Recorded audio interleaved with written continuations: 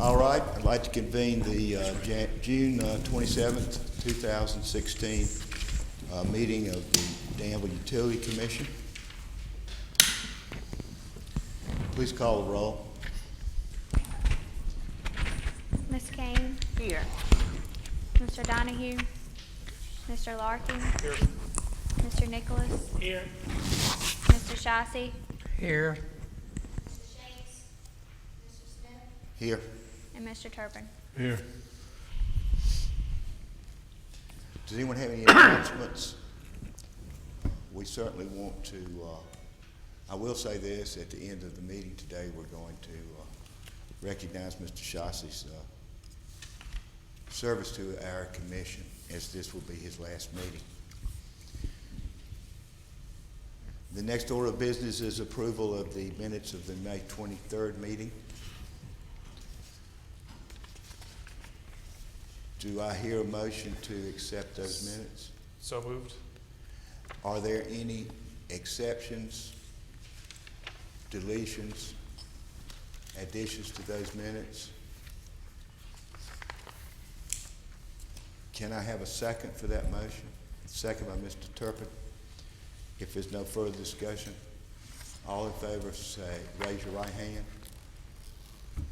All opposed, raise your right hand. Motion carried unanimously. Next order of business, review of utilities financial statements. Ms. Connor. Good afternoon. We're reviewing the April utility financial statements today. This puts us 83% into our 2016 fiscal year. We'll start with the wastewater fund on page 8. It reports operating revenues of $8.1 million, which is in line with the budget at 83% and compares favorably to last year with a 3% increase. Our operating expenses are within budgeted levels at 72% overall. Total operating expenses show a 5% increase from last year, primarily in administrative expenses, which are up due to increased depreciation and bond issue costs. With revenues coming in at budget and expenses contained under budget, net income after transfers is reported at $2.2 million, which compares favorably to the budget, coming in at 131% of budgeted net income. We'll move to the water fund on page 9. It reports operating revenues slightly ahead of budget at 84% and $6.8 million, which is a 2% decrease compared to last year. Operating expenses of $4.5 million are within budgeted levels at 75% and show a 4% increase from last year. And this increase is primarily in transmission and treatment due to additional expense for chemical supplies this year. And administrative expenses are also up due to increased depreciation and bond issue costs. After factoring operating revenue and expenses, the fund reports net income after transfers of $1.5 million. While this is a decrease of 12% compared to last year, it reaches 100% of our budgeted net income. We'll move to the gas fund on page 10. Revenues in the gas fund through April are trailing the budget due to this year's milder winter. Year-to-date sales and gas purchases are only at 71% and 67% of the budget, respectively.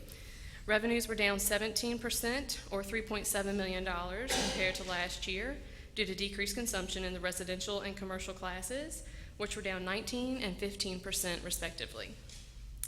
Overall consumption was down 3.4%. Total operating expenses are also under budget, coming in at $3.9 million, or 68% of budget, and were comparable to last year and in line with our sales volume. Net income before transfers is ahead of budget at $3.7 million and 92%. And the gas cost recovery was an over-recovery of $393,000 at April 30th. I have a question. Sure. The regular capital maintenance is budgeted for $3.5 million and only $848,000 has been booked. Is that usually booked at the close of the fiscal year? The regular capital maintenance is $1.2 million. I think capital is at 3.5. Excuse me, I'm sorry. I'm sorry, read it wrong line. Same question. But either way, the regular capital maintenance should be coming in throughout the year. We don't do any entries at year end to book any regular capital maintenance. It's coming in through labor and regular invoices. On a monthly basis? That's correct. So this is not sitting in a holding account and then closed at the end of the year? That's right. So then, okay. So the question would be, at some point, we're 800, we're 800,000. We've only spent a third of the regular capital maintenance for the year, and, Capital projects. are we way under that? Capital projects. Regular capital maintenance. We're budgeted at 1.2 million, we spent 489,000. The money is carried over year to year, and whatever's not used will be used. It's used towards the gas pipeline replacement project. That's not capital. The gas line replacement project is a capital project. Right. This is regular capital maintenance. Are you talking about the $3.5 million? No, I'm talking about the $1.2 million. I used the Okay. wrong numbers. I was using Okay. the right words. I apologize for that. I don't know what's coming in with the year end. Okay. That's accurate to date. We had some projects that we had ran through regular capital that we transferred to the capital project. Okay. When we had contractor crews, traditionally, we would charge the contractor crews to the capital projects and our own labor to regular capital. So we moved some of the regular capital into the project this year. So you were using your own labor for capital projects, the new pipe installation. We don't have a contractor right now. And you had previously, when you used your own labor, you charged that to the regular capital Yes. maintenance. But since it's on a project, you're putting it where it should rightly be, which is on the capital project. Yes. Got it. Okay. Thank you very much. All right. If there aren't any other questions on the gas fund, we'll move to the electric fund on page 11. It reports operating revenues of $91 million, which slightly trails the budget at 79% and reflects a 6% decrease from last year. However, when we exclude the PCA recovery line item that's embedded in our operating revenue, it's actually comparable to last year within less than a 1% variance. Purchase power costs were in line with the sales volume and also at 79% of the budget. Overall, consumption was down 3.8%. Total operating expenses of $13.6 million are at 78% of the budget, which is in line with when you compare it to the sales volume, and are up 4% overall from last year. The increase is again primarily due to bond issue costs and increased allocations to the fund. The fund reports net income before transfers of $8.4 million and net income after transfers of $126,000. The large variance from last year is primarily due to the $2 million PCA write-off that occurred this year. However, last year there was also more gross profit that went down into net income. And while this year's gross profit is not as high as last year, it is exceeding the budgeted gross profit as of April 30th. The power cost recovery was a cumulative under-recovery of $9.4 million at April 30th.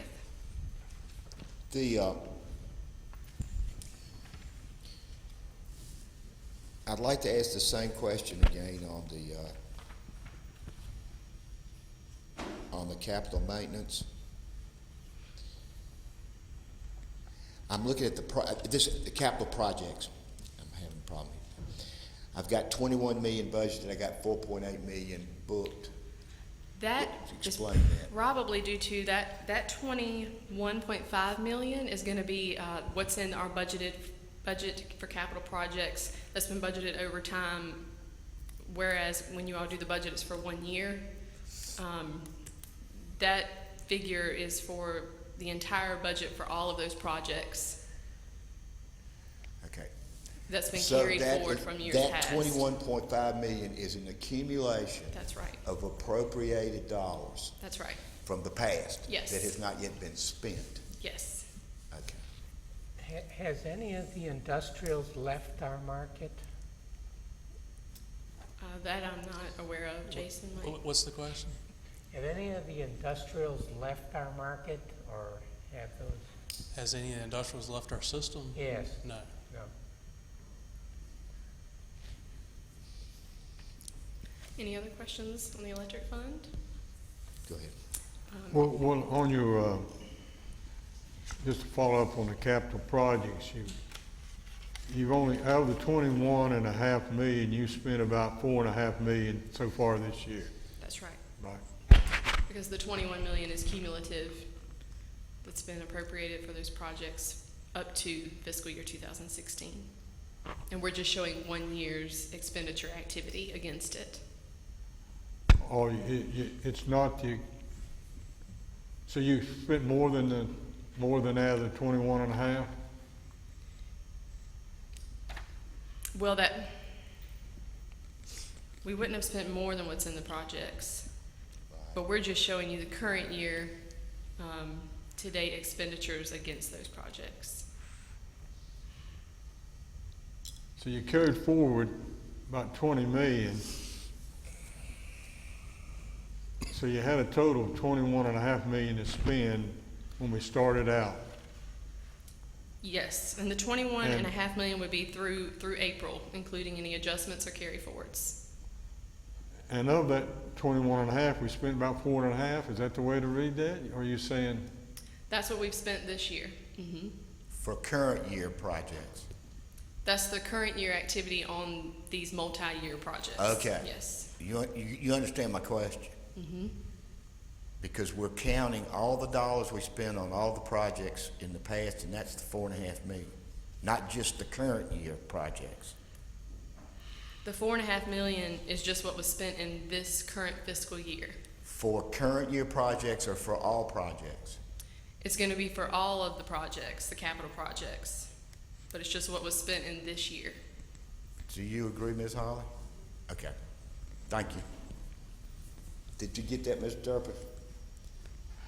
well, That's, now I'm reading that's all for all the capital projects, the ones that are this year's and the ones that are 2 or 3 years old that haven't been closed yet.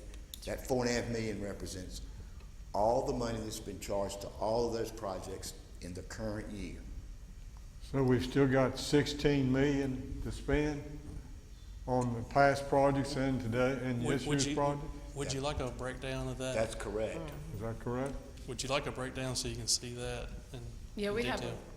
a report that we can easily run that we pull these figures from that will kind of can show that. What we're going to be talking about tonight is current projects and the future projects, but we're not going to be talking about any previous projects years ago. This project hadn't been completed, right? Some of them haven't been completed and some are in the works.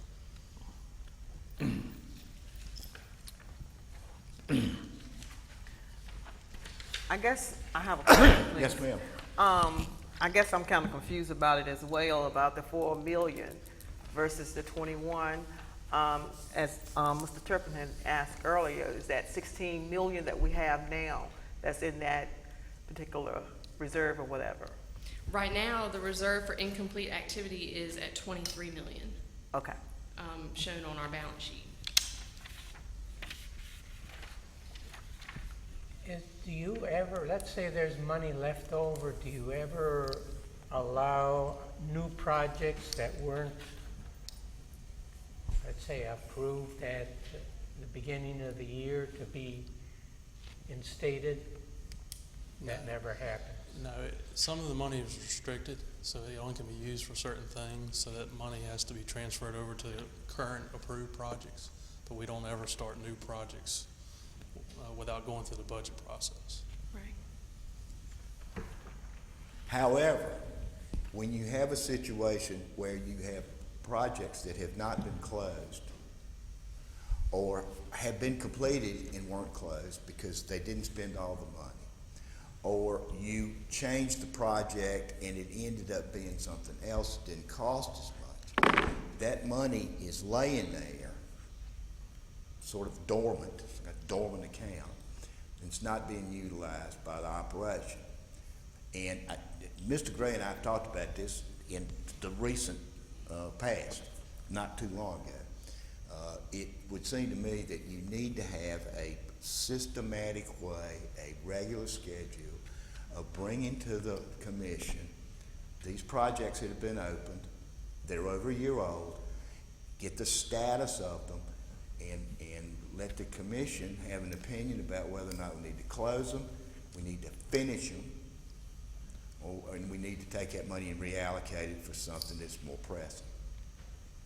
And to me, that's a legitimate, question that this commission needs to answer, and we ought to be able to do this on some regular basis, maybe every 6 months during the course of the year, instead of getting in the big rush of passing next year's budget. Mr. Larkin. Some of the funds have come from bonds and can only be used for those specific purposes. And if any of the funds is actually cash, that can be reappropriated for any use. Just to keep in mind, but that's just But a that factor. does not, so having said that, you are not suggesting that that would prohibit the examination No. of the projects. You just have to go through a legal step, which would be to reappropriate, which this commission certainly has the power and the right to do. Is that We correct? just have to make sure whatever project we're using it for Exactly. is in compliance with Of the bond course. documents. We're gonna play by the rules, Yep. but I'm just trying to point out that there's money, I call it dormant money, and at some point, we need to keep this in our mind that this money is available to be used for other uses. That's correct. And we should be looking at that if Right. if we have projects that are closed out and there's money sitting there, just dormant, like you Well, say. you know, It needs yeah. to be closed up, but we don't, I just wanted to make sure that people didn't think that we have, budgeted cash sitting out there not being used for anything, just sitting in a capital project necessarily. That some of it, or maybe most of it, is bond money, that needs a. That can be reappropriated. Yes, that can be, yep. For planned capital. projects. Right, and we always have planned projects in the pipeline. For example, we have reoccurring substation projects. Sure, The money left over will be exactly. put towards the next project. Right. And it frees up more cash to pay down the PCA. I will move to the telecommunications fund on page 12. Operating revenue came in at $1.3 million, which trails the budget at 76% and is down 12% from last year. However, this is primarily due to the timing of billings. Purchase services were running ahead of budget at 96% and show an increase of 14% compared to last year. Administrative expenses are under budget at 65% and $564,000, and they're up 6% primarily due to increased depreciation. The fund reports net income after transfers of $344,000, which represents 101% of the budgeted net income. Are there any other questions? If I'm not mistaken, there's lag in revenue. The question's been raised several times throughout the year, and the answer is always it's a matter of timing. Well, we've got 2 months left. Are we going to catch up? Yes. The mechanism that we use to record these bills is a little bit different. It's a very manual process, and we record the bills by a journal entry each month after they've been recorded in a separate financial system that we use. So it's just a timing difference.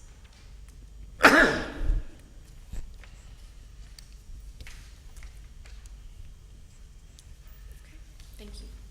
Thank you.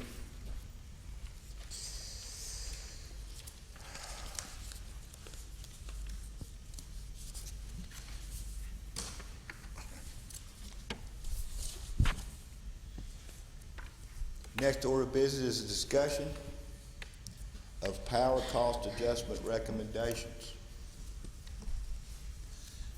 Unless there's any further questions, we've provided the updated summary based on the input that we've received at the past 2 meetings. The suggestion was to move a transfer from fund balance from what we transferred this year, which was $2 million to $4 million, pending the close of fiscal year 16, which would be reviewed in the October timeframe. So we would look to make that final determination in October whether or not we could do the whole $4 million. And the second thing to this motion would be to extend the recovery period from 2018 to 2020. December 2018 to December 2020. So that would get us back in line to our recovery parameters that we have set forward. Does anyone have any questions or would like to have any discussion on this matter? I'd just like to say, I appreciate how we worked on this and was able to get a little better impact to the customers. And I just like to summarize here, based on my numbers, in many ways you can look at it here, but comparing where we are here in your October 2016, over a period of about 33 months, we'll have an increase of about $11.50. So that's a little over 8% increase over the 33 months to the average customer using 1,000 kilowatt hours, which is a great improvement to where we started. And in fact, over this period of time, there'll be starting PCA is projected to go down to some extent, but by December 2020.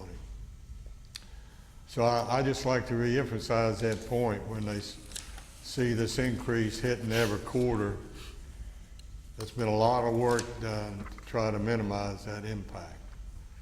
And I hope everyone in the public will recognize that. Mr. Nicholas? He answered my question. Anything else? I have a couple of questions about the final structure here. The document I have says to repurpose $4 million in restricted funds for AMP stranded cost. We have $3 million we have $3 million restricted for AMP potential stranded costs. Is that $3 million of this $4 million? This would not limit us to use that $3 million. This would be $4 million regardless if it's the $3 million restricted for the AMP-GF stranded costs or just $4 million from the unrestricted fund balance. So this is from the unrestricted fund balance. So that's not exactly what we mean when we say that. I didn't quite hear that. Is this include the 3 million, the 4 million, include the 3? No, this would come directly from the unrestricted fund balance. We would not take the $3 million, which is restricted for fund, for the AMP-GF stranded cost. Why are you waiting for that? There's still some litigation going on for that case, and we still have a balance to pay towards that liability. So assuming that's settled over this period of time, we could apply the 3 million to that 4 million balance? If the commission chooses to do so, yes. That's even better than I realized that. But we do have a roughly $3.5 million liability plus another $3.2 million worth of assets to pay for. So Say that again? we have about $3.5 million liability of money that we owe currently today, and then another $3.2 million in assets, the property, the permits, the value of the where the plant was going to be But built. we may be billed? It won't be built, the plant won't be built, but the property could be sold, it could be leased for other uses, it could be excavated, things like that we could see a return on our investment. We won't So be we billed. still could get hit with a cost on this No, hand? no. It won't be billed, no. I think there was a confusion between billed and built. Exactly. Built. Yeah. This is revenue that we would receive. Oh, okay, on top of 3 million we've set aside. Well, that's good news. Now, the court case has been stopped Is that correct? The update on the AMPGS case is that the Ohio State Supreme Court has decided not to hear the case. So it now falls back onto the court that did make a determination on the case and made a determination that about some of the rules. I'm not a lawyer. I can't, give the exact explanation, but the process now is to appeal some of that language that was originally found 2 years ago and go that direction. Does that leave us open for any payment? No, sir. It is not being borne against any of the participants involved in the project. Okay. So it's a matter of, so when will we be, when will you all and AMP and the lawyers decide, what has to happen for you to decide that we can spend this $3 million on applying to this PCA? Well, you can decide to pay it, spend it now if you want to, but the appeals court could decide that they don't want to hear the case at all, which would end it, or they could hear it and it could take up to another year. We don't know. Mr. Smith, I'll reach out to the law firm that's representing AMP. Okay. I know one of the lawyers, and I'll try to get that information and have something to report to you back at the next meeting. It seems like there ought to be somebody should be able to prognosticate here a little bit. So, and it'd be nice to have that information. I'll do that. Thank you. Does anyone else have any questions or comments?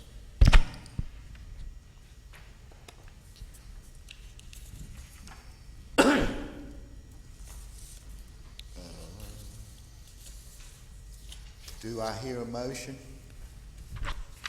Well, we got a recommendation here. There's a motion on page 16, I believe. I can't find it, but it's here somewhere.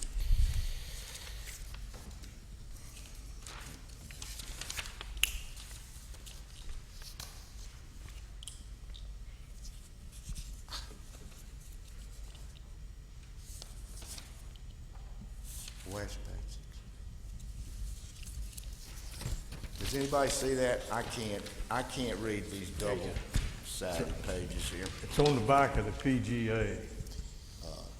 On page 16 in your documents, there is a motion. I make a motion, I move that the Danville Utility Commission approve staff's recommendation of raising the minimum power cost adjustment, PCA, cap from plus or minus $2 million to plus or minus $4 million, writing off $4 million towards the PCA deficit balance in October 2016, after reviewing the financial results of fiscal year 2016 and extending the recovery period to December 2020 in order to collect additional forecasted power costs. Do I hear a second? I'll second. Second by Ms. King. Is there any further discussion? Does anyone have any further discussion? Any final comments? All in favor of the motion? We probably need a roll call on that, Mr. Smith. Excuse me? We need a roll call on that one. Need a roll call on that. Madam Secretary, will you please call the roll? Yes.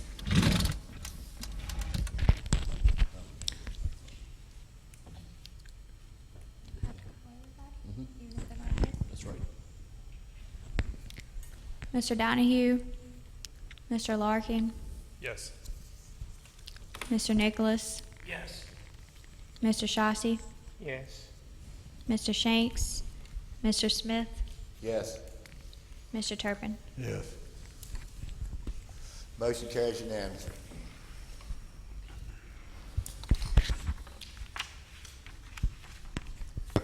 The next item of business is an overview of the fiscal year 16 electric fund. Ms. Holly, Good afternoon. good afternoon.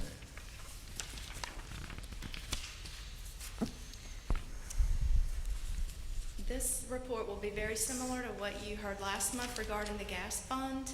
We're going to talk some about the weather during this past winter and our purchases of power.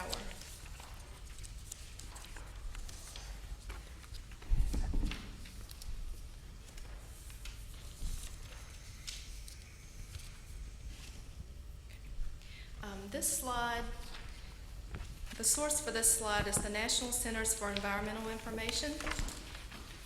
What we are showing here is that from October 2015 to March 2016 in Virginia, we had the warmest that period of time in 121 years.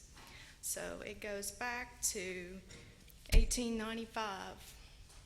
So we were well above average for quite a few months. The whole country was really, if you look at the map, but Virginia being at 121 years was the highest number represented. The next slide shows you the temperature for 2014, November, December, and January of 14, 15, and 16, February 14, 15, and 16, and March 14, 15, and 16. So the important thing to note here is that we were above normal, normal being the black bar for temperature, in every month except for January of 2016, where we were just a little bit below. If you'll take a look most specifically at March and at December, the red bar in December demonstrates how much warmer it was than the normal December temperature for us, and the same for March. Those were the most dramatic months. So of course, then the highlighted areas demonstrate the purchased power, the megawatt hours that we purchased. You can see that it follows the temperature for us. So the period of time that we're talking about, October to March, in total, 2016, the year that we're in, we purchased 25,933 megawatts less than what would be a normal purchase year, and 30,025 megawatts less than the same period of time in fiscal 2015.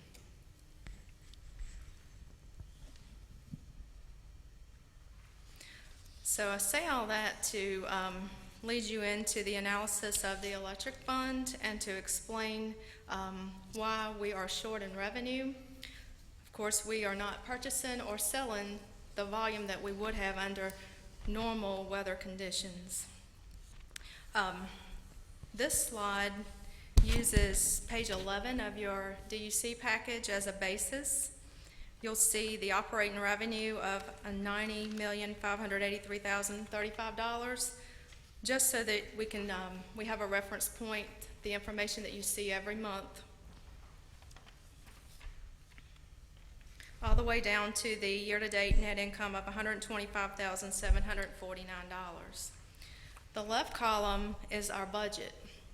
It takes those same numbers and breaks them down to the point we're at in the budget. The projection takes the actual through the end of April, the known May expenditures and revenue, makes a projection for June to arrive at where we think we'll be at the end of the year. So, actual on April 30th is $125,749, budgeted $596,261, but at the end of June, I'm projecting that we'll be negative $1.6 million. So the question was raised, how are we going to offset that shortage? So the following page begins with net income after transfers, and then we reconcile back to the budget that you all have passed for us in January of 2015 for the fiscal year 2016.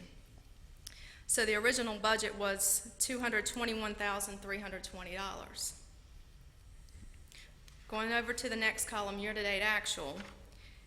If we displayed this to you every month, here's where we'd be at $673,051. at the end of April. And what that does is it takes the $125,000, $125,749 that you saw on page 11.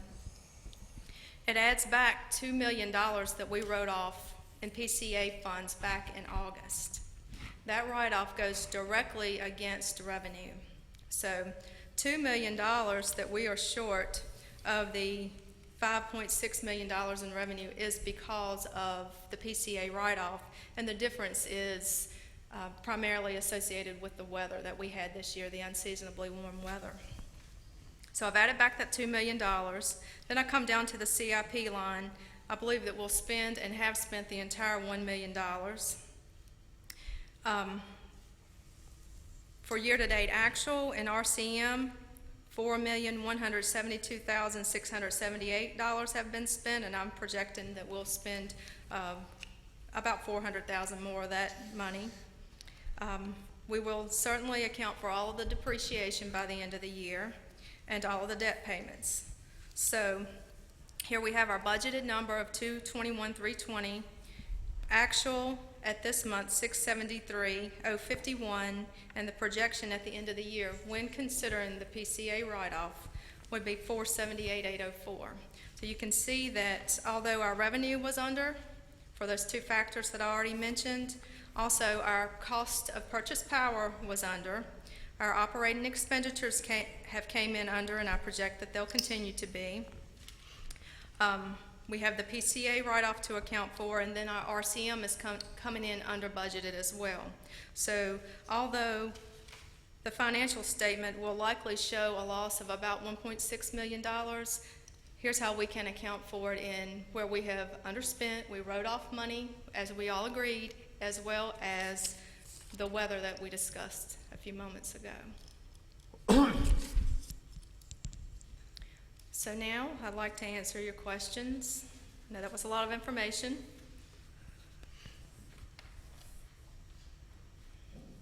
Anybody have any questions?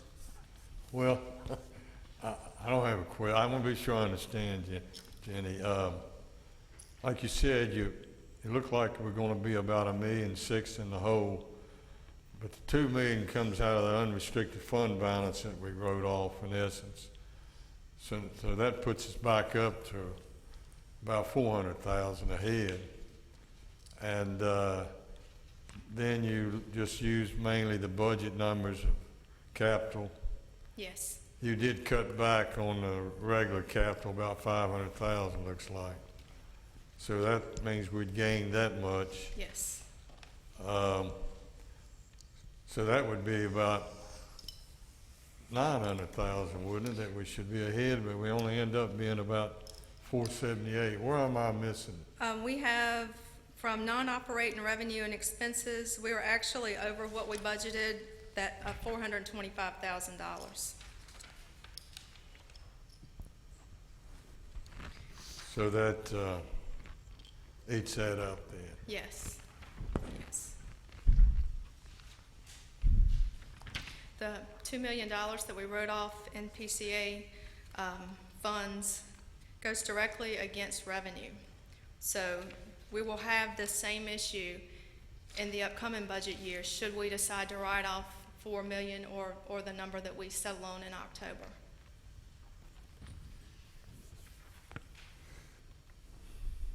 Anyone else? Go back to what you just said, let me repeat that. The $4 million that we just voted to take from the unrestricted fund balance and apply to PCA will occur in the fiscal year 17 budget. Not this budget, but Not this budget, in but 2017. the next June budget. And when we're looking at the financial statements from month to month, because we didn't actually budget for that $4 million write-off, there will always be a difference, Right. a significant difference in revenue as budgeted and revenue actual. We'll always know what $4 million of it is beginning in October. And that's $4 million worth of cash that we can add back to our P&L, and that gives us sort of our cash flow. Well, it doesn't add back to the P&L. It adjusts the P&L, the profit and loss statement, to give us a cash flow number. Yes. That's Or what- or to relieve the receivable from the customers. Exactly. The weather impact, you mentioned that earlier. If we have sales greater than budgeted for next year, that will increase our profit. As long as the power cost comes in as budgeted or reasonably close. So an indicator that would be looking at our monthly statements and making sure that our gross profit's the same. I'm looking for performance indicators. Yes. Revenue, sales, and then the cost of the power. Yes. But we've got to maintain that The difference, that margin. Okay. Anybody else have anything? Do we use a 30-year average temperature projecting the sales, or we just use historical To project sales, sales volumes and revenue, et cetera? sales volumes look at our current customer base and what they have been known to purchase in the last 3 to 5 years. It doesn't look at 30-year trends. So you don't really use weather. No. Not to my knowledge. Okay.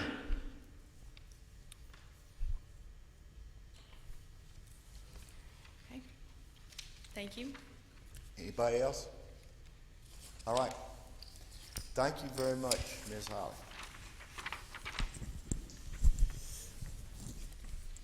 Next item for discussion is a presentation of the current and proposed capital improvement projects for the various utility operations. Who's going to start? Mr. Gray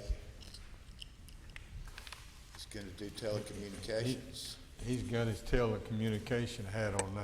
There you go. I'm gonna start off and then trade off and let everybody do their section. Any questions, please stop me.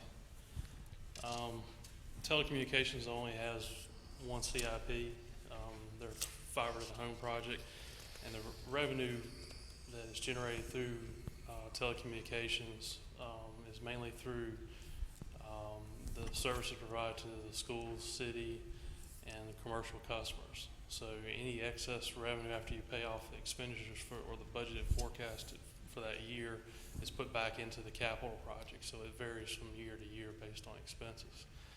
But over the past 3 years since the fiber to home project has started, we've been able to pass over 2,000 homes, mainly in the Averett area around the university, but also in Fox Hollow, Windsor Heights, and starting to build out in several of the residential neighborhoods on 58 West Riverside Drive, just west of Windsor Heights.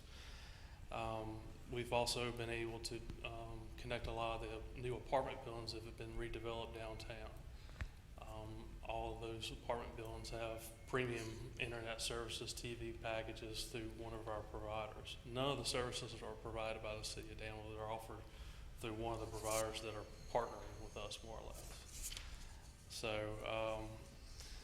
I've listed here on this slide all the different places we've passed.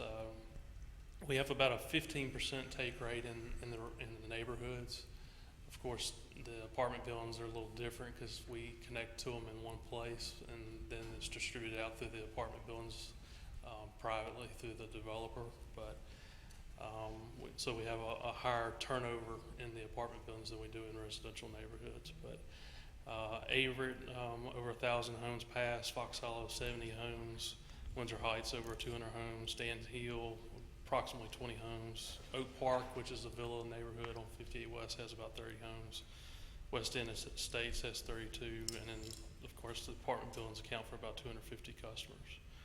In future years, we proposed doing Wendover Woods, which would be this coming year, starting next month in July. James Road, which is just west of there, and start on Southwick Farms, which will have to be a multi-year project It's over 500 homes in that neighborhood. And then as far as fiscal year 18 would be start on Shadowwood, which is off of Route 41 in Pawnee Forest. Just some pictures. This is a aerial splice can. It has a 288 strand fiber cable in it. These colored tubes here have 12 fibers in each tube. This tray is only splitting out the tubes that are being connected. This is a residential cabinet. The red cables at the top, the red connectors at the top are the feeder connections, and they split out to 32 homes. So one feeder connection can feed up to 32 homes.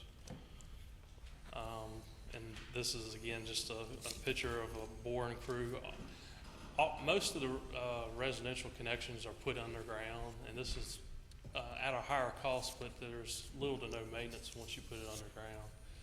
You don't have to go back in and do any kind of pole transitions when the poles are replaced. You don't have to do any make-ready work when you go in and initially put the infrastructure in. So it's pretty well set once you put it in the ground. This year we spent, as of June 8th, approximately $576,000 on mainly Windsor Heights. Windsor Heights community is completed. For next year, we have budgeted $340,000. And through the providers that we work with, we receive a cumulative of $225,000 a year in revenue. So the revenue from the providers is almost matching what we're doing every year. And let me back up a minute. Part of that $576,000 was carried forward from the previous year, so all that wasn't funded as far as fiscal year 16. So some of that was carried forward. So. Jason, when you select the areas that you want to go into, you're picking the highest density areas, potential? We're looking at homes per mile, and we have a very nice Danville.com website, and people who go on that website and express interest, we're looking at how many homes in that footprint that we've received solicitations from. So we're looking at that interest level and the number of homes we can get per square mile is where we will go next.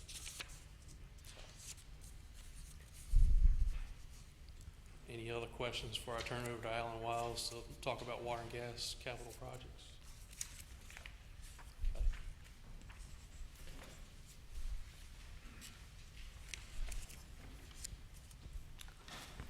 Of course, the big metric in the gas industry is the number of leaks.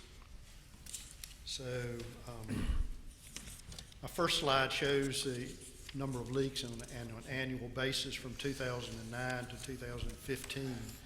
And the big news is it's going down. Mainly because the piping that we're replacing is cast and ductile iron, which is a bolted joint. And our leaks usually come from that bolted joint where the bolts have rusted or loosened somehow. So as I've stated earlier, we're replacing all of that cast iron with a polyethylene with a welded seam, a welded joint. So these numbers were taken from our annual report that we give to PHMSA every year. And so, and the report is of the past year and we reported in March of the next year. So we only have official data through 2015. Do we have any correlation between the number of leaks and the amount of gas deficit the amount of gas we're actually losing from the leaks? Yeah, we're losing about 2%. Well, I think it's less than 2%. And do we know, like in 2009? And it's been pretty steady. It's not, it doesn't vary a lot. It doesn't vary, even though we have a lot fewer leaks now. That's correct. Alan, do we still have any bare steel mains in the system? Yes, sir, we do. Bare steel, no, we have no bare steel mains. We have bare steel services, and we're down to 70, I think. So you're replacing those too? Absolutely. How about your coated steel mains? Do we still have right much of that? We have some, but I don't have the number. They under It's pretty cathodic? consistent. We're not installing new steel lines, so it's pretty, whatever it's been Your for a number coated of steel years. mains under cathodic protection?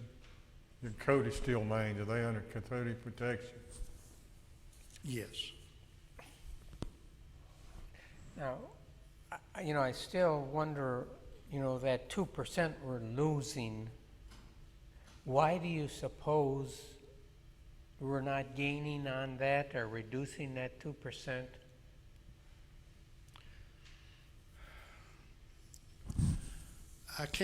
I'll speculate an answer on that. It's what we do. I think we compare what's metered versus what's used, and it's a calculated number. I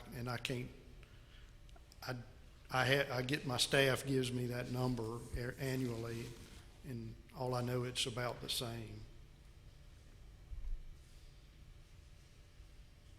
And I don't think that number is extraordinary. It's pretty consistent that other systems have.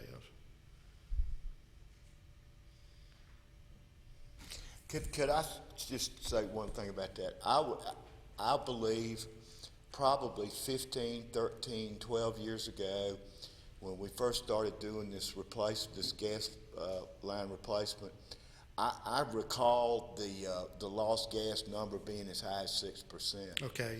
Back in the day. Now, this is when we first started, because it started like at the end of the 90s. Well, I have another slide that tells you when it starts. I'm sorry. Go ahead. The next slide shows the remaining miles of cast and ductile iron. Again, it started in 2009, or at least that's when I took these numbers, was 80 miles, and we're down to 38. And that's I'm sure, I know we're below that now, but again, that's based on 2015 data. So, I think we're very proud of what we're doing, is really attacking this issue and using the funding that the City Council and Danville Utilities Commission gives us. I wanted to show this slide to kind of show, trying to show the city, if you would, and it shows some of the projects that we've done recently, as well as some future projects. So what we're doing is we try to correlate where the leaks are at, because we do have addresses. We have a master list, and we give it using the address as the location. And so we sat down, myself and the chief engineer sat down annually and look at where our leaks are at, concentrated by streets. And that's how we target a project. And so we've just completed phase 15A and 15B. We kind of split. That was all of our projects about $1.3 million in that range. And so we targeted two areas, one in North Danville and one in South Danville, that had a concentration of cast iron, and so we split it this year. The project phase 16 is where we're started now, and we're on Pine Street. And phase 16 is in a downtown area here between Memorial Drive and Main Street area. We've completed Grove Park. You may can remember me talking about that. We completed Forest Hills a number of years ago. We had a line on West Main Street that was the cast iron was graphitized and was porous, leaking. So we stopped. We kind of did that on the side from Ballou Park to the intersection of Memorial Drive. We just found a similar situation in Schofield Drive, so we've instantly going to do a small project there on that street. So this kind of gives you, and then phase 17, we're looking at the Woodbury Hills area.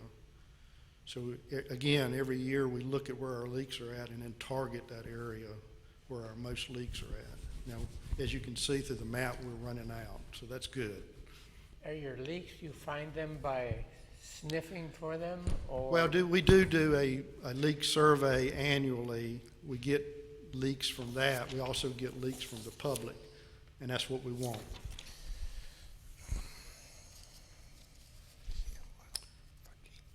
It's a little washed out, but what I tried to show there was the northern feed, and Are you increasing the pressure on any of these mains as you replace them?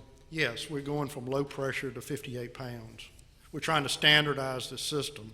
Right now, we have low pressure, which is under 1 pound. We have a 30-pound system, and we have a 58-pound system. So yes, when we are replacing the low pressure, which is what cast iron and ductile iron is operating at, then we take advantage and actually use smaller diameter piping to take advantage of using the higher pressure.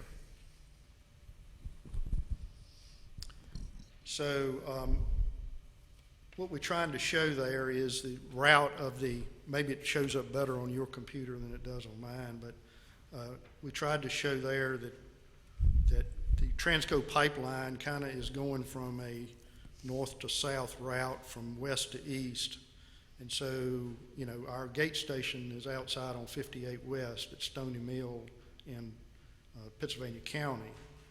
But as it goes from west to east, we intercept, the pipeline crosses Mount Franklin Turnpike. So what we anticipate doing is tapping onto the that Transco pipeline and bringing it from the north, because it's like 2 miles north of our most northern main, and bringing it south to join the main on Franklin Turnpike. Now, this will give us a second feed for in the case of an emergency, because I've spoken before in the past that if, and I believe my next slide may show it better, is that, no, that's another one, sorry. But what would happen if we were to have our a problem north of our Boxwood station, which is on Golden Corral, just above the mall, we might lose a lot of customers that way. So this is a second feed in the event that we have a problem. My next slide, which I've already turned to, is our Blue Park water main replacement project, and there are 3 phases to that. We named them before we decided which sequence that we would install them. So we started with phase 3. We're going to start in a few weeks with that. We've already ordered materials. And so that would replace a water line from the reservoir in Blue Park down West Main Street of several blocks. Now, phase 1 is the most difficult. It's the longest, but also it's the most difficult topography. And actually, when you get towards the north section, which this is going to go from, this line is from north to south from the water treatment plant, it's a big hill there on Memorial Drive if you paid attention. And so quickly the topography drops away. And it's likely that's going to take a lot bigger of equipment. We probably will contract that out because it'll take bigger equipment to haul a 22-inch line, I believe is the size. Yes, 22-inch line of ductile iron down that hill. What is that distance about? How many feet or miles is that? I don't have that information. I'd have to guess it's probably 1,000 feet. No.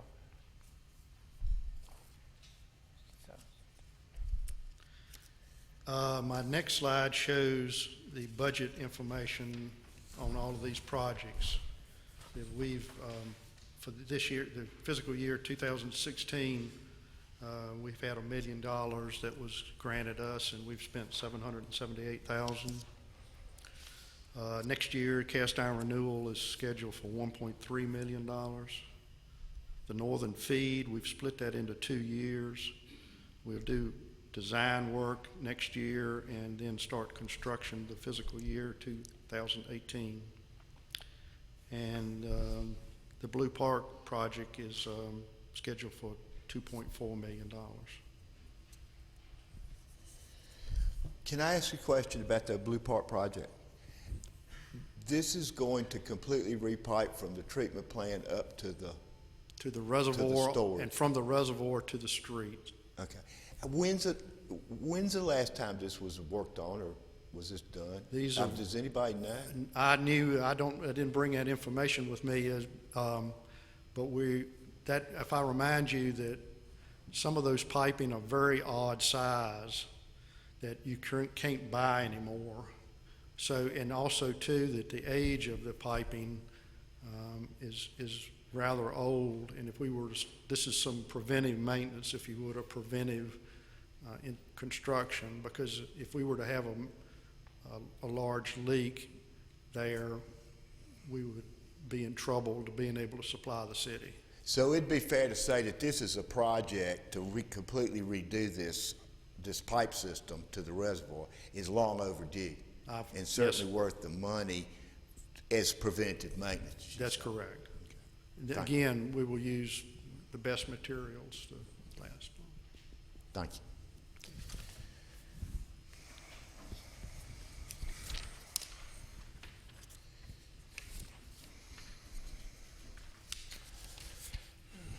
Good evening. Good evening.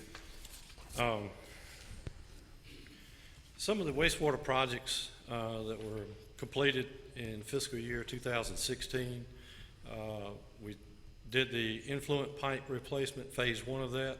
Phase 2 will be started and completed in 2017. There was also a new motor control center for the clarifier pipe galley that was completed.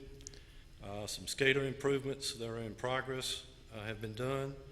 A new roof was installed for the Southside wastewater treatment plant. 2 new influent pumps the funds have been encumbered for replacement. 3 new VFDs for the influent pumps are in process. One of those has been installed already. A new valve vault was completed for the clarifier, return activated sludge pumps. We have completed the 4th and final clarifier rehab. That was a project that had been ongoing for about approximately 6 years. And also some pavement repair. The asphalt surface roadway around the plant, most of that had been resurfaced. You'll see a picture of the influent piping here. It's various sizes that makes up this influent pipe, 12, 24, 36, and 48 inch diameter. All that pipe was welded steel construction. It's being replaced with concrete lined ductile iron pipe. So this work is going to be ongoing. The pipe, it's a very corrosive environment. It's got a very low pH, a lot of high solids into it, a lot of sand influent gets into it during flood conditions, so it's very abrasive. So it has been in service for about 40 years, so it's in need of replacing. Here you'll see a picture of the backside of the plant there near the aeration basin where the pavement was resurfaced. About 80% of the overall surface area of the asphalt was resurfaced. Here's a picture of the clarifier. Like I say, the 4th and final one was just completed. All new turntables were installed, scraper arms, scraper blades, baffle walls, the weirs. A new baffle curtain was installed to help cut down on short circuiting of the flow through the clarifiers. Each of these rehabs were approximately $250,000 to $290,000. How long do you expect that to last now before I would hope that we'd get another 40 years out of this work from what was done originally in the plant construction. A Future wastewater projects, they're going to repair 3 of the influent bar screens in 2017. In 18, looking to replace 2 influent pumps in the VFDs. Also do some additional SCADA work. In 19, we're going to replace 1 blower, replace 2 more additional influent pumps in the VFDs. In 2020, replace the gaseous chlorine with the sodium hypochlorite, replace a 2nd blower, and in 2021, replace the 3rd and final blower. Here's a picture of the raw water influent pump. There's 6 of these in the treatment plant, 3 at 6 million gallons a day and 3 at 12 million gallons a day.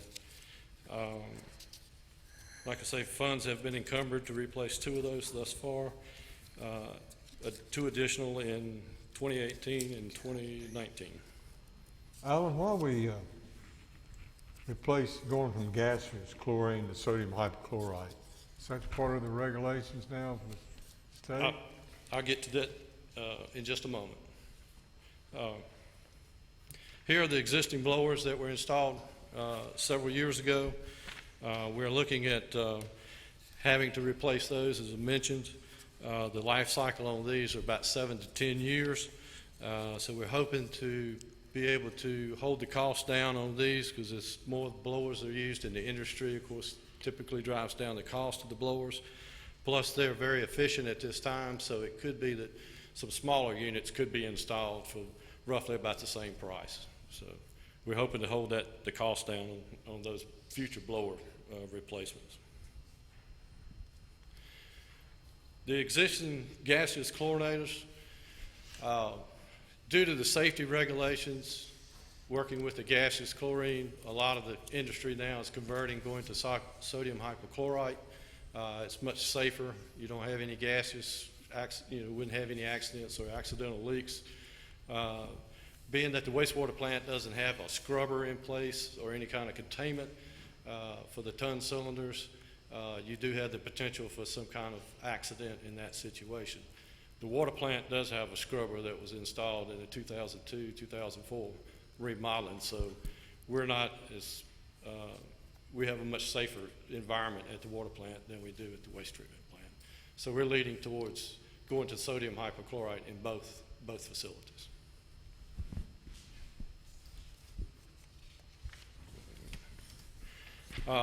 Here we got the bar screens.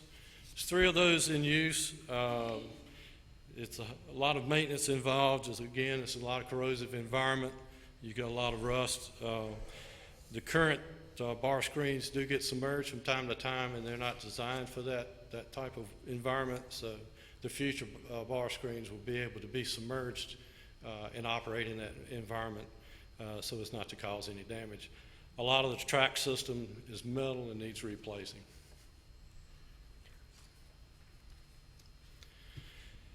We've got the water treatment future projects. Excuse me, got something going on. We got the Schofield Dam repair in 2017. Of course, we're doing an inspection as soon as we can get the underwater divers to come in and the conditions are right. They can come in and assess the dam and do some projections. So hopefully, depending on what they find on the inspection, will give us a lot more information about the dam repair. Doing more in asset management to take care of the current equipment that we've got at the water plant. Set basin solids removal equipment, main building roof repair, SCADA improvements. In 19, we're looking at the filter galley condensation mitigation system, concrete repairs, and again, the sodium hypochlorite design to see what particular system that we might want to install at the water plant. Due to the footprint of the area, we may need to look at on-site generation or using bulk storage tanks to truck the hypochlorite in and store it. Replacement of some valves. We've had got a large filter area there. A lot of the control valves and filter valves need replacing. A water main isolation valve that needs replacing. new powder-activated carbon storage and feed equipment, looking at that in 2021, chemical storage and feed equipment repairs, and variable frequency drives for our flocculators. Could I ask you a question, Dan, please? Sure. In fiscal year 18, you've got $2.1 million for basin solid removal equipment, Yes, sir. and that's at the water treatment plant? At the water treatment plant. Is this replacement or is this new? This is new equipment to be installed. Currently, anytime we have solids built up in our said basins, flocculators, we have to isolate the basin, dewater it, hook up fire hoses, and manually wash out the solids out of the said basins, which in turn go to our clarifier for containment.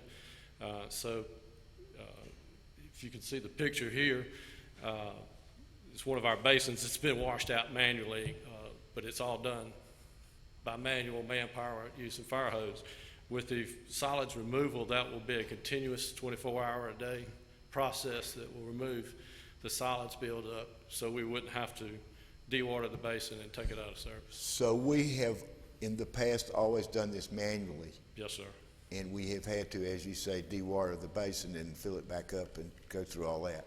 Yes, sir. So for $2.1 million, we're going to get continuous cleaning of these solids as the water sits in these basins. Yes, sir.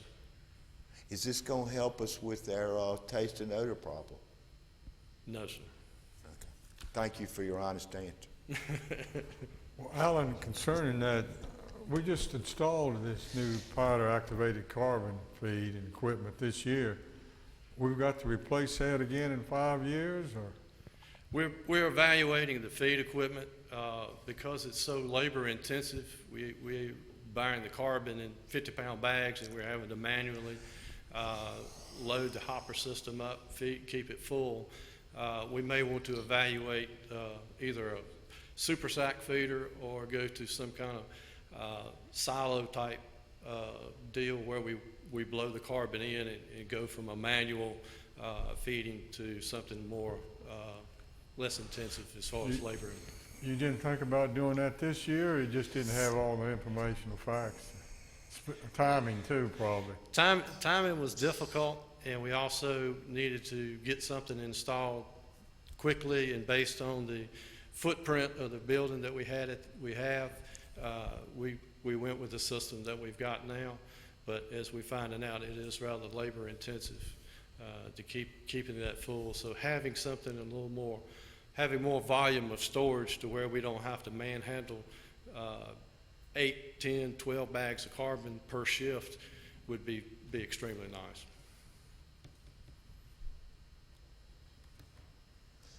So let me follow up on that. So there's some question as to whether or not the building that you have or the space that you have available is really the best fit for this activity of moving this carbon? That's true, yes, sir. It's a small area, small room that we're working into, and at the time, we got the best equipment we could install without any major modifications to the building. Is that building down by the river? Yes, sir, That's right where you're at the feeding it? intake. So this will require, does this money that you have in here for 21, does that include the kind of the construction cost of that new building you're going to build? I'm not sure what Barry has put in Okay. this figure, but I'm sure that it's part of those projected costs of what it would be to construct something. All right, thank you. Yes, sir.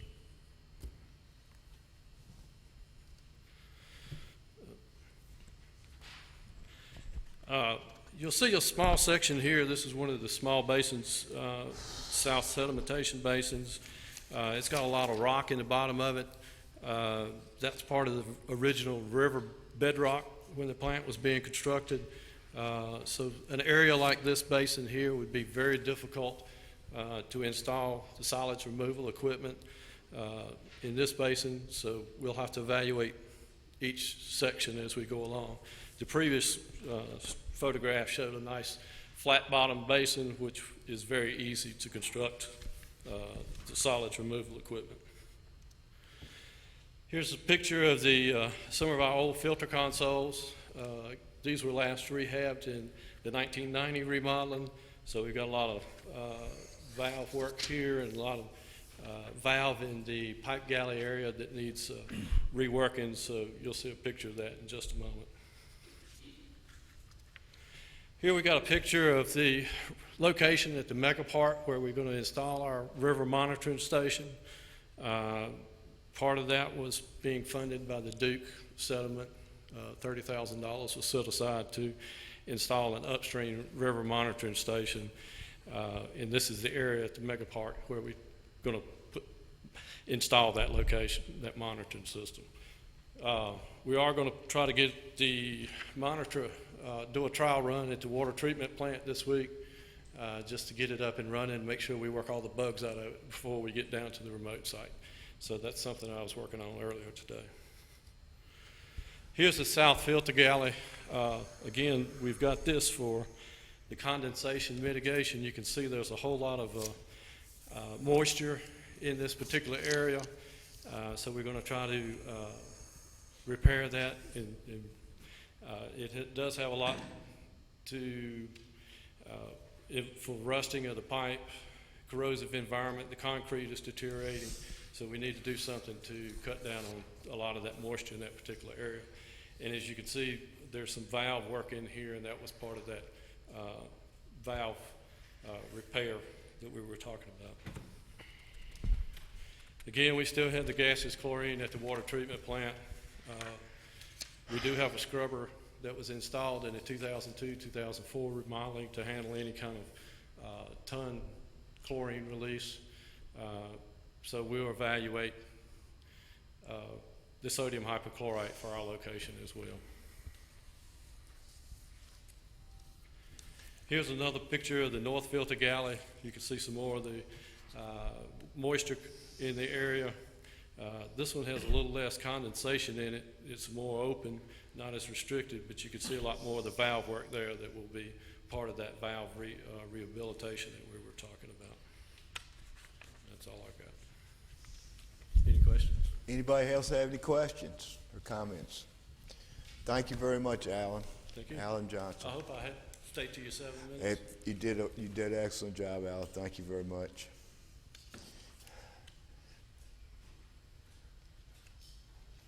Hello. Hello, everybody. Good evening. All right. Greg Disher again, going to be talking to you about the power and light projects. Past 8 months, a lot of items to go over, and I'll go through them as clear as I can.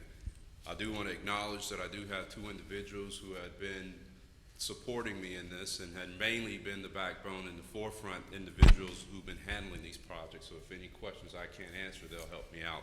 Kevin Heiler as well as Carlos Wells. So these guys been on the forefront in working these projects. This first project is our Brantley Airside Phase 3. This is the overhead transmission upgrade work that is going along Halifax Road and out in the Kentuck Road area. This is the upgrade our transmission circuit, installation of concrete bases and steel reinforced footings, complete new steel transmission structures, and it's pulling overhead wire. And this is a final phase of 3 parts construction. And our anticipated time to complete this job is August 2016. I want to apologize. I didn't have separate slides for each picture. So you'll see as I cycle through these slides that aren't on your printouts, but on the screen, that these are different shots during the different phases of the construction. And here you'll see this is the concrete base being made and poured and cured. This is just looking at the steel transmission structure itself, one of them laying down, waiting to be installed, and the others downstream of it. This is looking at the finished product. You could see that we have the arms on the poles and the pulleys ready to pull the circuit, pull the wire, I should say. This is a low-profile transmission structure just along the flight path of the airport. If you drive along Halifax Road, you'll see these. They'll look kind of close, but we made sure that they're clear and no NESC problems on these. And this is just looking at on the left side, you'll see that the old structure, which is a wooden pole structure along the wood line, this location made it difficult for, vegetation and also for maintenance because it's in a wooded area. And so putting it along the street, that'll help us a lot better for access and keeping up with the system as well, keeping up with the structures. This is just looking at the budget information. You can see here the original budget was $8.5 million. Again, this is all three. This is the last phase of a three-phase project. You can see prior year expenditures was $6 million. This current year was just under $800,000.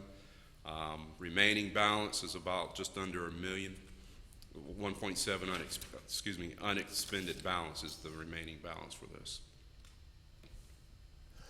Question, Yes. you expect this budget, this particular project to be completed at the end of this fiscal year?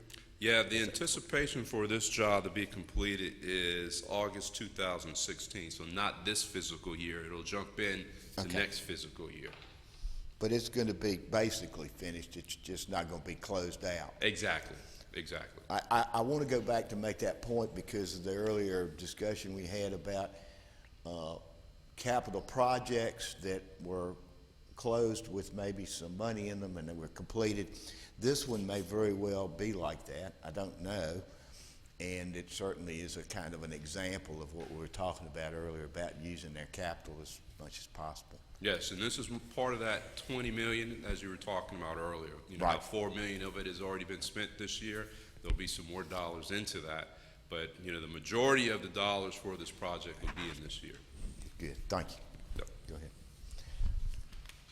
Next is the Brantley substation upgrade. This is located at 1040 Monument. This construction started in the first quarter. This is the upgrade, the Brantley substation, removing the old transformer, putting in a new transformer. The old transformer didn't have any tap changers. This is allowed to change the voltage and to meet regulatory requirement as we provide voltage to the customers. We had separate voltage regulators. The transformer was about 50 years plus. It had already been constructed, reconstructed, or repaired once before. And so with that particular age of a transformer, we decided it was good to go ahead and change that out and put in a new. The new one is a Waukesha, and it does have LTC, low tap change and transformer capability on it. And it allows us to remove and get rid of the individual feeder regulators and its concrete base, and put in a new breaker as well. Training was conducted on February 26, 2016 with the individuals who will be operating it. Again, removed the substation voltage regulators and the concrete base. We worked with Allen as well to allow the concrete base to be used to fill in the old Brantley power plant. So that's going to be the good use in the future as well. And right now, we're going to be working on the new lattice structure to provide us feed to the new transformer. What you see here on these pictures is the bottom picture is the old mobile substation, and the top picture is a new mobile substation. So while we're working on Brantley, we're feeding the substation from the mobile. So that allows us to take the substation offline and do the work. This is a picture showing the old transformer. As you can see, the two guys are on top, getting ready to hook up cable to pull it off its foundation. This is just giving you a perspective of how big that transformer is. You can see the two guys on the bottom guiding it in the direction as we have a huge crane to lift it and remove it and replace it. This is just showing how huge that crane is, and you can see the gentleman down there at the bottom, how it compares to the height and the size of that transformer. This is the old concrete base that was used to hold the circuit individual regulators that helped with the voltage regulation on the feeders.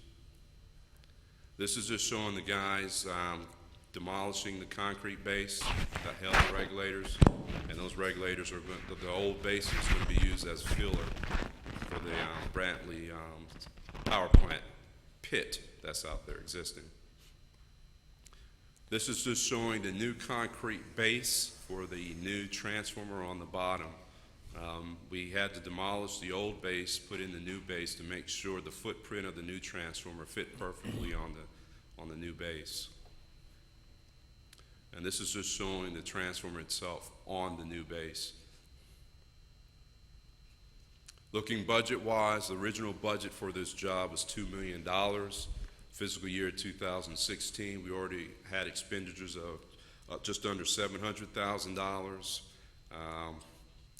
Prior year expenditures. This year is just under $132,000. As far as remaining budget, you can see total unexpected balance, unexpended balance is $1.1 million.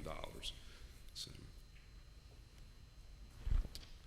So the funds will be reprogrammed towards the next substation that we'll deal with. So let me ask you about that remaining balance. When it's encumbered, it means you're obligated to something. that's So you correct. really don't have that total amount there for anything else. You just got the unencumbered balance. Correct. That's correct. Yeah, I might have stated it wrong. But, yeah. Good catch. Westover diesel generator. This is one of 3 generator locations. They originally started out with Cantuck, New Design, and Westover. But when we started work on these are existing generators that we're modifying to be used to help with peak shaving, to help reduce our costs when purchasing power by using these generators to curtail the peak. Looking at possibly 100 days average per year usage. We had to repair and upgrade the relays that service these generators. We had to repair and upgrade the control cabinets, upgrade emissions to meet the new EPA standards, testing under full load and partial loading. That's work to be done.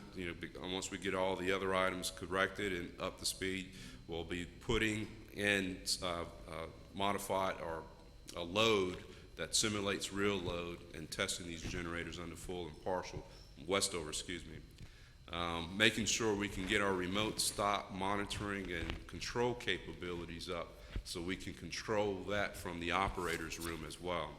And this has been awarded to Carter Machinery. We were looking at doing all 3 at once, but we ran into some difficulties, so we wanted to narrow it down to this one, use it as a model, make sure this works, and then we'll work our way with the other 2. How big are they? Excuse me? Kilowatts are they? I'm not sure the number of kilowatts. 2,000 kilowatts, 2 megawatts. 2 megawatts. Thank you. Each one of them? New, huh? And they're gonna be new, are they? No. Have them and they don't meet current EPA Oh. guidelines to run peak shaving, so we're getting them up to par and past hard emission standards where we can use them on days like today where we're having big demand and shed our load. Yeah, they're there on site and was used once before, but haven't been used in a while, so we're trying to get them back up to speed. 2 megawatt hours. 2 megawatts, and we have 3 of them, so So you could do 6 megawatts an hour. What percent of that is your peak? Would that be the peak, handling much of the peak for the system? we're looking at less than 1%, less than 0.5%, so it's very small, but every little bit helps.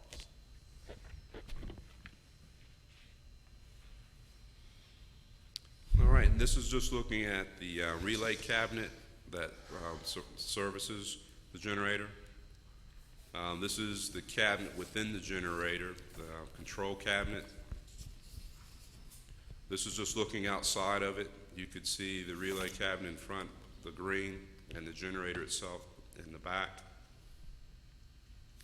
And far as budget on this one, it's $400,000. No prior year expenditures, because this is the first year we worked on it. Current year expenditure's been $83,000. And again, once we get this one up to speed and running, we'll start on the other 2 as well and use this one as the model. What is the remaining balance number 0 down there, encumbered and unencumbered? Say that again, I'm sorry. We had 400,000, we spent 83. We don't have any encumbrance or unencumbered dollars? No, that was because this was for this job alone. Don't have any information on that as of yet because it was one big job and we split it just to be this job during this year. We're not committed to the other two, so we're just committed to this one, and we'll bring it back in future budget years if this one is successful. So the budget of 400 was anticipating all three. The $400,000 budget was for all three? No, we knew we couldn't get all three of them. We wanted to get at least one of them done and just see what it okay. would cost. Oh, okay. Because we didn't know, once we got in there, what we needed to be replaced. No. There are some savings, transmission savings, capacity savings in running these during peak periods of time. So for every megawatt that we save during peak time, we save the next year on capacity and transmission. So that's why we're doing this. Talking about that, this question has probably been asked before, but, like the Union Street Dam, I guess reading in the paper someplace that once had some generation capacity on it, was used for generation. Has that ever been looked at as a possible source of generation within the city? Not to my knowledge, but hydro generation would be very expensive in small scale.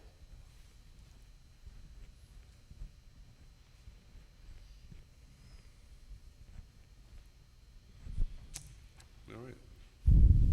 Downtown overhead to underground conversion. Due to, code issues and some primary being close to buildings, NESC, National Electrical Service Code violations, we had some conversions from overhead to underground. This is to move the overhead power and place it underground. You'll see a lot of construction going on Lynn Street. All vaults, manholes have been installed. Several duct banks placed at various locations. We were just recently, the crew have been working on Craghead Street, far as in between the 600 and 610 building, the Davis buildings. You'll see them down on Lynn Street still digging the trenches as well. Coordination with Public Works, for sidewalk, curb, and guttering. This is to put, again, you can see here on this picture, installing all the conduit underground and making sure we have the proper conduit in the proper areas to help pull cable later to take away the overhead. This is just showing the two vaults on the top page. On the top portion, you can see on the bottom the conduits going into those vaults with the open trench. This is looking at Craghead Street. You can see this is the vault that is feeding a transformer that feeds the buildings on Craghead Street, the Continental lofts and the other building that's being renovated to be lofts as well. This is one of the guys working and making sure to install the conduit and make the joints and the connections. As far as the original budget here is $3.5 million. You can see here prior year expenditures, because this was done some prior years as well. 1.8 was spent. This current year, just over $500,000, and you can see the unencumbered about $826,000 remaining. Schoolfield substation upgrade. We're working with Clark here. Thank you, sir, for helping us try to get this lot alongside the substation plot itself. We're looking at expanding the Schoolfield substation, the footprint, to allow more capacity as well as allow more feeder circuits to come out of this area. It'll give us more reliability, flexibility, and some contingency backup for our switching. If we ever have to do a certain amount of switching, it'll give us that flexibility. Also, this is going to help us replace old breakers with vacuum and install new.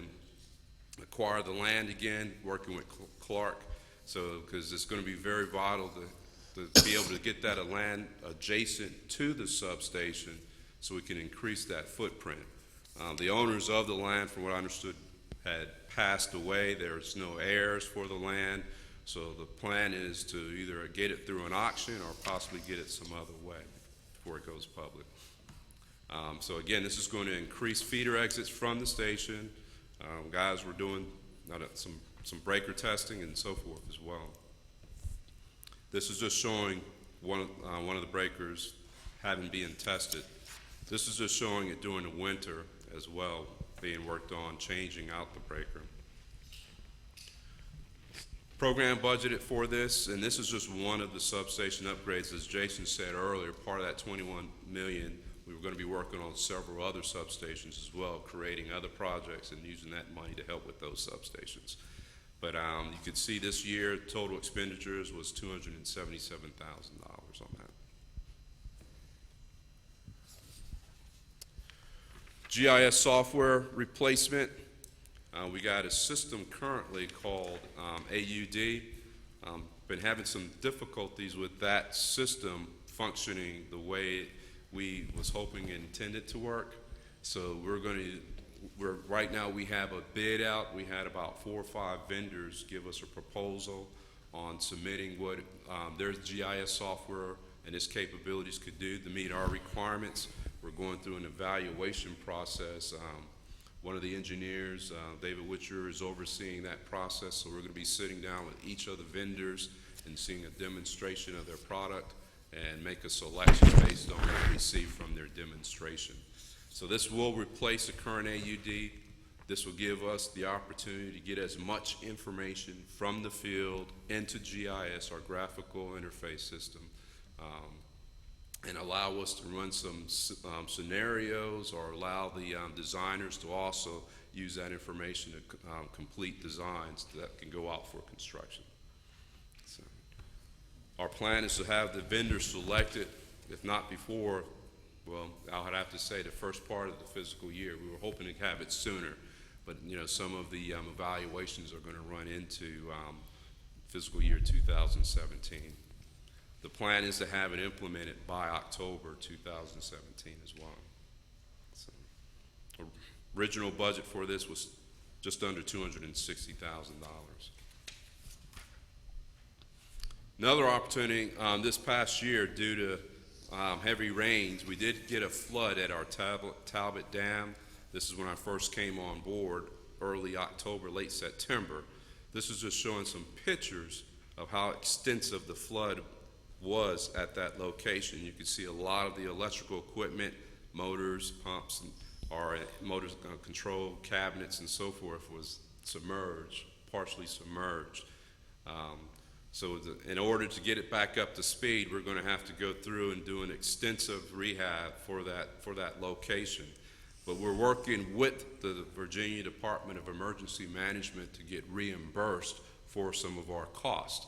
We made a submittal in the amount of about $150,000, and or $180,000. Much of that has been approved. We had to provide some additional information just for clarity to make sure that those items met the requirements as well. But again, this is, we use this facility to help also with some of the peak shaving as well.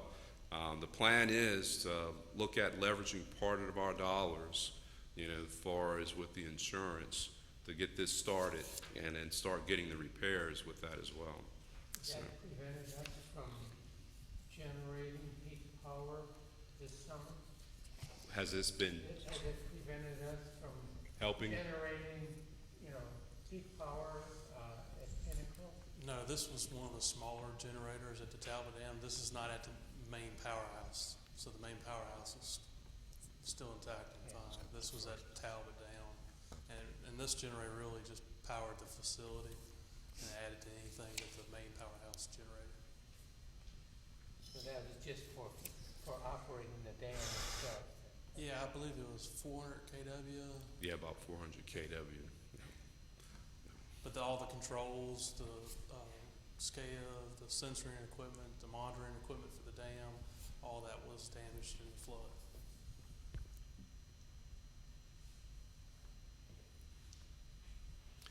And I stand corrected, I thought that helped contribute a little bit, but with that amount, it didn't help much. The main facility, like Jason was saying, is the one that helped with peak shaving, and that's still operational right now.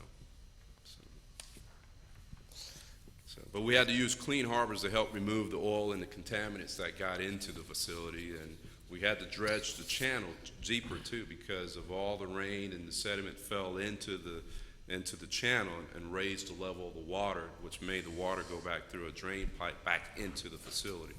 So we had to get a contractor out there to make the dredge the channel deeper to lower the water level as well. So.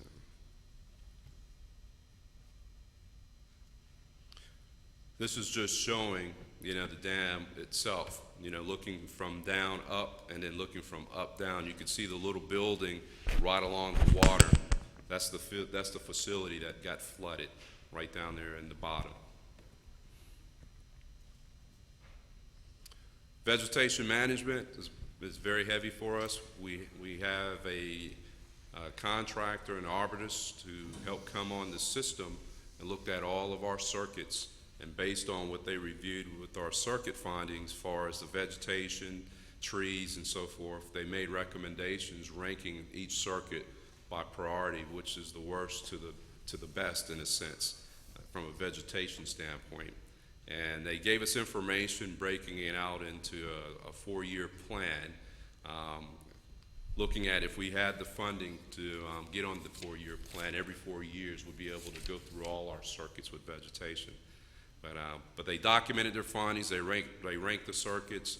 They looked at areas such as brush, overhang, and side cuts. They gave us the program cycles, estimated cost for vegetation management to help us with future funding and help us with our approach on addressing this opportunity. This is just showing a location. You could see there's a pole engulfed in the vegetation here. Once we were finished, you could see this is the pole that was in that vegetation, clearing it up. We didn't pull the vines because the tree crew guys are not certified to be in the primary or in the MAD, and so that is cut down at the bottom and was cleared later. Can I ask you a question about that, please? Yes, sir. You say this is a 4-year program. What year are we in? We just now started. So it's in the...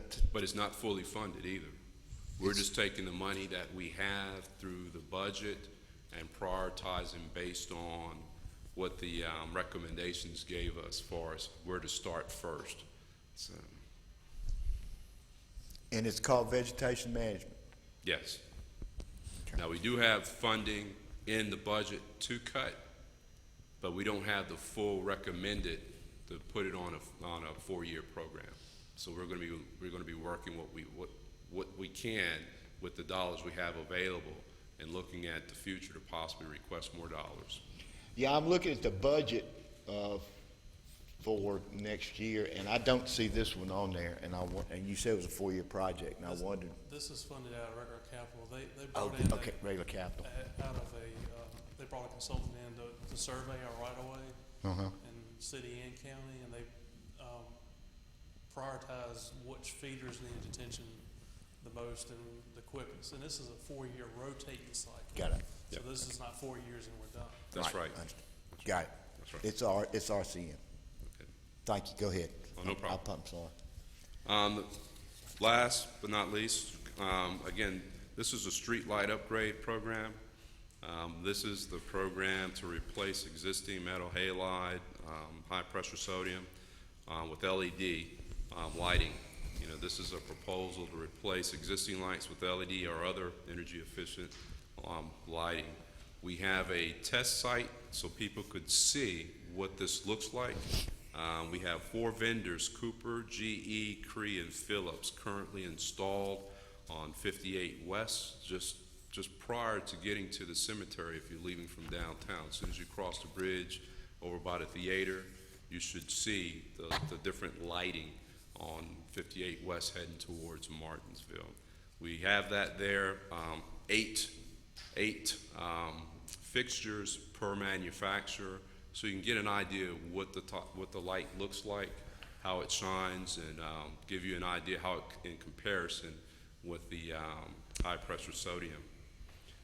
We're using this approach to decide which product looks best based on feedback, and once we get that decision made, we're going to run with that for as replacing all the other lights as well.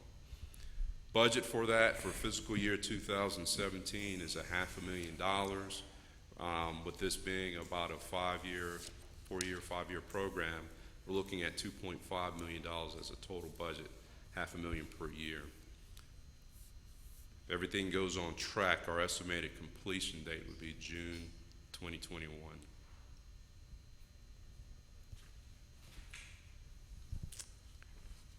This is just showing, the light's already there, so you can see up on the forefront, the LED is a low profile, very narrow, and you can see in the background the Cobra head for the high pressure sodium. And this is just another look of it as well. That's all I had to share with the electrical items. Are there any other questions? Anybody have any questions? Thank you very much. Thank you for your time. Appreciate you.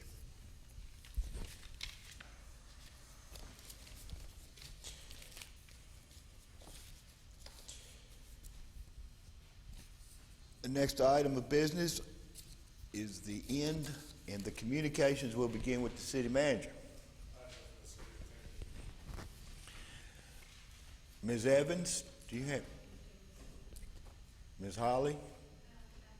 Mr. Wiles? Mr. Disher? Mr. Johnson? Everybody got, well, Ms. Evans, you didn't get to say anything today, I'm sorry.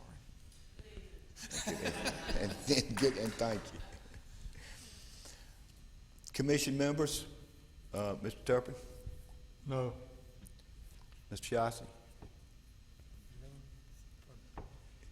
This is, this is my last meeting, and certainly I've worked with a lot of fine people here, and, I can remember when we started out, we had, we were the envy of a lot of all the surrounding areas for having really low electric rates. Or with Blue Ridge, and we had long, contracts with them, and then suddenly, I guess, with deregulation and things changed, the demand, electric demand increased a lot, and prices went up, and I know we thought we were doing the right thing going with AMP, and we had a good strategy for the future. We thought we did. Things didn't work out the way they should have. It's really hard when you got a moving target. Things are changing from day to day very quickly, but we still, I think, made a lot of the right decisions when it was time to make them. But, things have changed, and if we can't go back and make any changes with what was done. But I think everybody is trying their best to get out of it and to get our rates back low again. But, I do appreciate all the camaraderie from everyone that has been on this commission, and we've all worked together well. So thanks to everybody for their support. Thank you, Bob. Ms. Kane? Mr. Nicholas?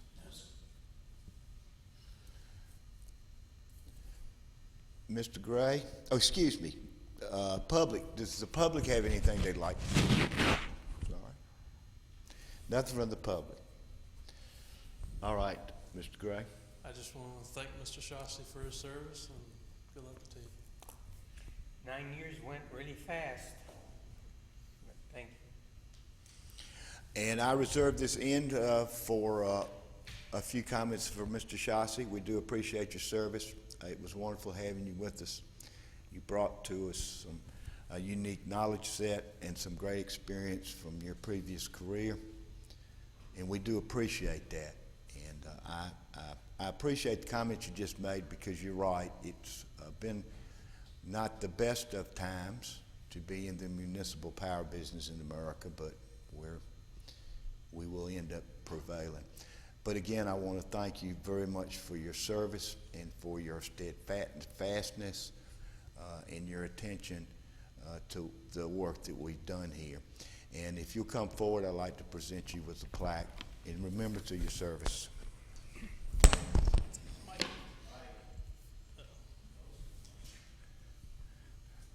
I want to present you with that little plaque, Bob, to thank you so much for everything that you did for us. We really appreciate it. Nice, thank you. Yes, sir. All right. Does anyone have anything else they'd like to say? Hate to see these good long-term members leave. Mr. Shossi's been really a faithful member of this commission, and we're really gonna miss him. If there's nothing else, we stand adjourned.